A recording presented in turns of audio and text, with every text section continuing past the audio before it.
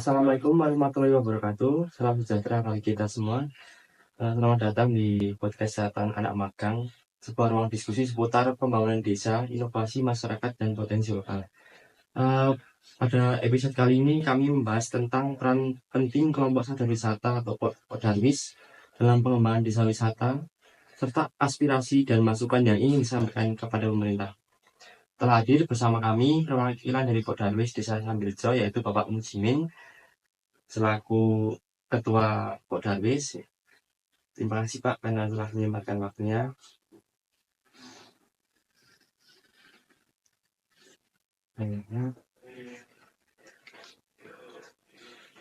Baik Pak, untuk memulai perbincangan kita, mohon Bapak bisa memperkenalkan diri dan menjelaskan secara singkat mengenai Podarwis yang ada di Desa Sambiljo. Kapan dibentuk serta apa saja? Oke, terima kasih. Saya perkenalkan diri. Saya tadi sebutkan nama Pak Muslimin, tapi sering dipanggil Pak C itu aja ya. Pak C itu aja cukup. Jadi kebetulan kami yang di Sambiljo itu dituakan sebagai ketua kelompok sadar wisata, namanya Teater Seneng. Podarwis Teater Seneng itu dibentuk pada tahun 2015. 2015 dibentuk dalam rangka visi misi adalah mengembangkan pariwisata yang ada di Sambiljo. Saya itu. Kalau kita berbicara tentang potensi Pak, apa saja daya tarik wisata yang dimiliki desa ini, baik dari aspek alam, budaya maupun kearifan lokal? Ya, jadi ini kaitan dengan potensi yang ada Sambiljo itu, satu itu peninggalan sejarah purbakala itu diantaranya beberapa candi. Ada Candi Ijo, Candi Barong, ada Candi Miri, Candi Dawang, ada Candi Tinjong, ada Sumur Bantung dan sebagainya. Itu sejarah peninggalan purbakala. Berikutnya yang kalah menariknya adalah alam dan buatan. Alam dan buatan itu salah satunya adalah tebing breksi, ada Watu Payung, ada Spotriati, dan masih banyak hal yang sifatnya embrio, tapi yang sudah kita kembangkan itu adalah di Watu Payung dan juga di tebing breksi. Nah, tebing breksi ini sendiri justru jadi bagi lingkungan di kawasan Kapanewon Prambanan ini, sehingga dengan adanya tebing breksi ini justru memicu kesemangatan teman-teman atau daerah lain untuk bangun pariwisata.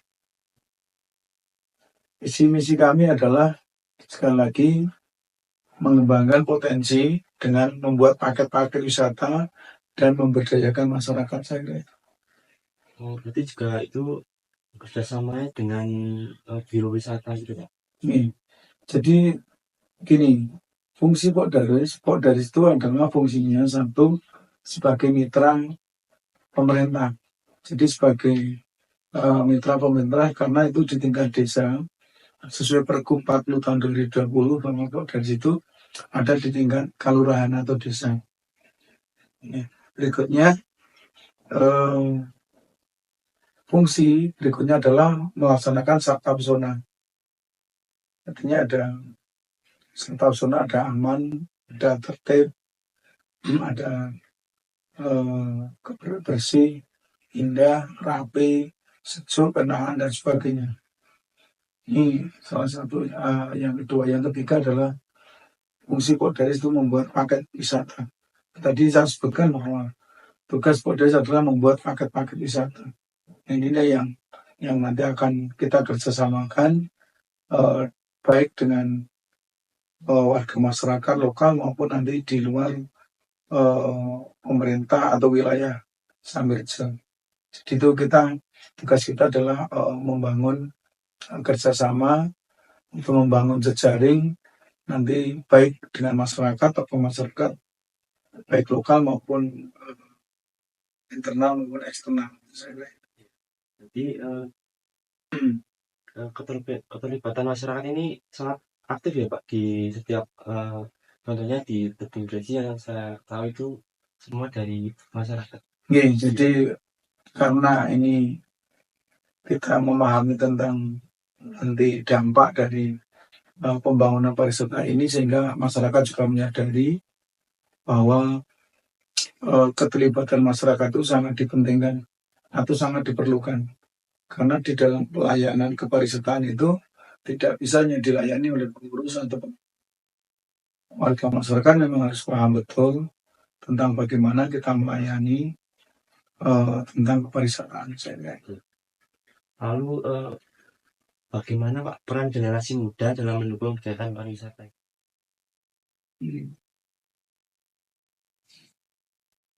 Jadi peran namanya generasi muda yang jelas di desa itu kita sudah dalam hal ini untuk kerjasama kerjasama untuk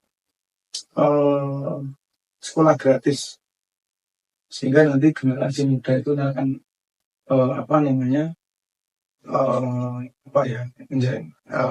kerjasama atau seperti apa nanti ke depan. Kalau memang sudah lulus, ya minimal bisa nanti bisa untuk.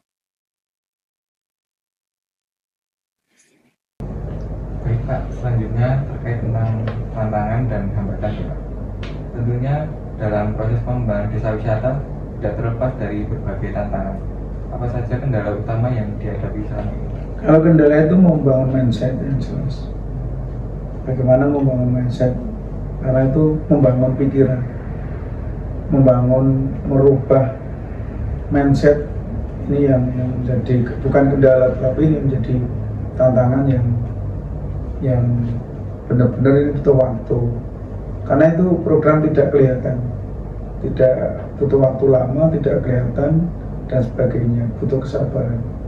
Bagaimana membuat orang itu mengerti, memahami, dan mau melakukan perubahan. Perubahan itu yang sustainable, jadi tidak hanya perubahan sesaat. Ini yang butuh waktu, pendampingan yang lama, kira-kira itu.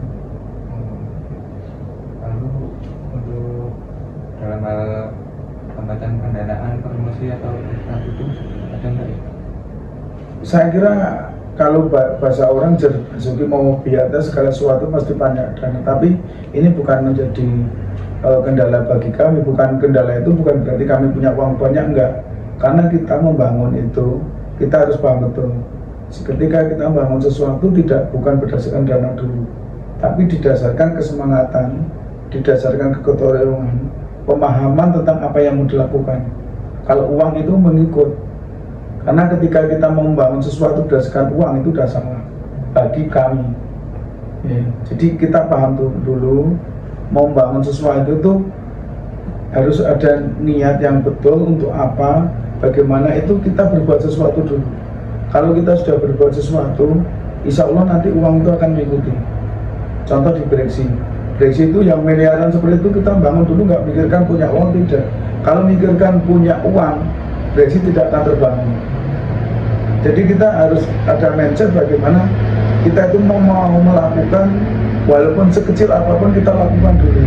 Kita lakukan ada dampak, sehingga nanti pemerintah akan melihat kita, oh itu ada masyarakat yang bergerak, oh memang harus didorong, harus dibantu. Nah itu nanti uang akan muncul sendiri ketika masyarakat sudah benar ada dampak. Saya maksudkan itu, jadi bukan berarti kita tidak punya uang, bukan berarti kita sudah punya uang banyak, enggak.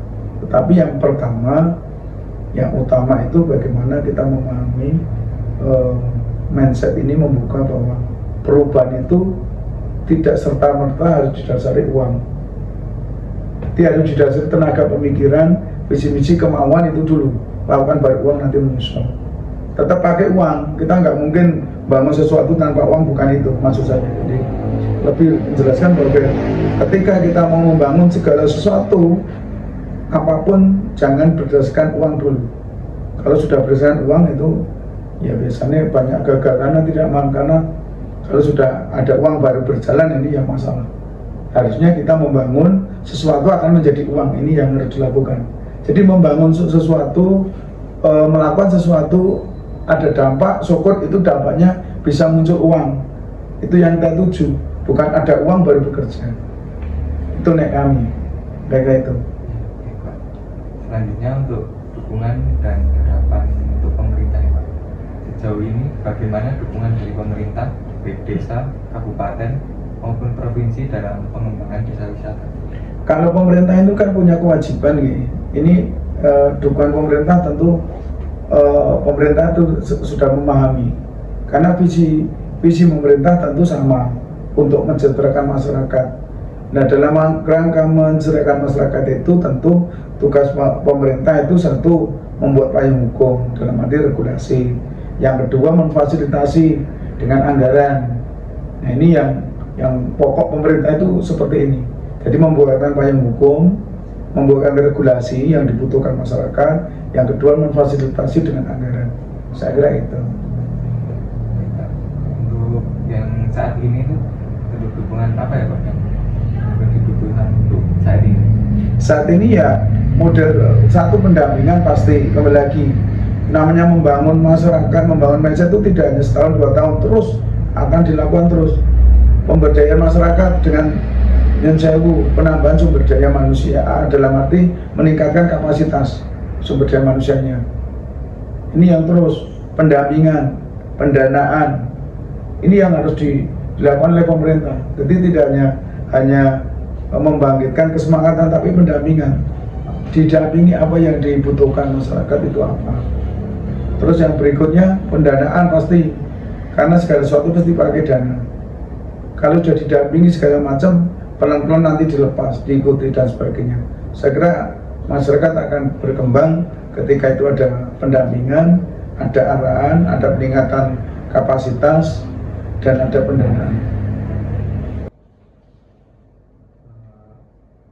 Sebagai penutup, apa harapan jangka panjang dari Okdarwis terhadap masa depan pariwisata desa ini? Oke, ke depan yang jelas memahamkan masyarakat tentang bagaimana ketika kita akan menjadi suatu pelayan, bagaimana kita sudah melayani dengan pelayanan prima, bagaimana ketika mau membangun desa wisata kita harus siap wisata pesona, karena kunci kesuksesan di dalam pembangunan pariwisata itu adalah di wisata pesona. Oke, setelah wisata pesona jalan, yang jelas salah satu adalah nanti termasuk pelayanan prima. Di dalam pelayanan prima itu sudah banyak ilmunya di sana. Oke. Saya kira itu yang perlu dilakukan. Terus bergiat, artinya memahami tentang bagaimana membangun desa kita, membangun itu untuk kesejahteraan masyarakat, memahami tentang potensi yang dimiliki oleh masyarakat itu sendiri. Saya kira itu. Terima kasih Bapak Bapak Mujimin atas waktunya dan telah berbagi informasi yang sangat berharga. Semoga upaya yang telah dilakukan oleh Okdarwis dapat terus berkembang dan membawa manfaat besar bagi masyarakat desa serta menjadi inspirasi bagi desa-desa lainnya. Amin. Sampai jumpa di episode podcast selanjutnya. Wassalamualaikum warahmatullahi wabarakatuh. Waalaikumsalam.